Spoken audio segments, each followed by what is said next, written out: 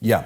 And in your recent article, the IMF and Sri Lanka are partners in delusion. You wrote, and I quote, back in April 2022, Sri Lanka's currency collapsed, having depreciated by 44% against the US dollar. According to our measure, inflation reached a stunning 74.5% per year. Sri Lanka even suspended payment on its external debt.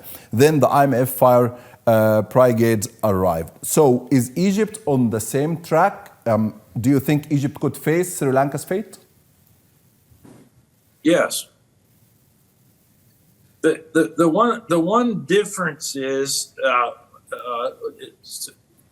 and this is fairly important, given the geographic location of Egypt, they have always been the beneficiary of a lot of military and foreign aid for strategic reasons. And that's part of the problem with Egypt, by the way. They've been living off handouts.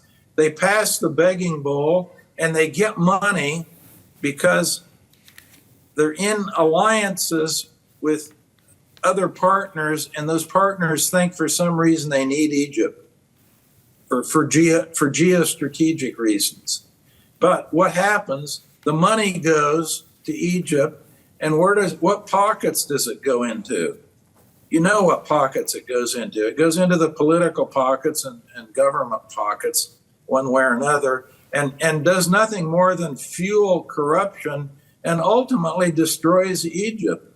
I mean, I would argue the foreign aid has been one of the most, shall we say, destructive economic aspects of Egypt, because the foreign aid goes in and it's just fuel for corruption. It just pours fuel on the corruption fire. And that's why you get all these terrible ratings in Egypt for things like corruption. It's very corrupt.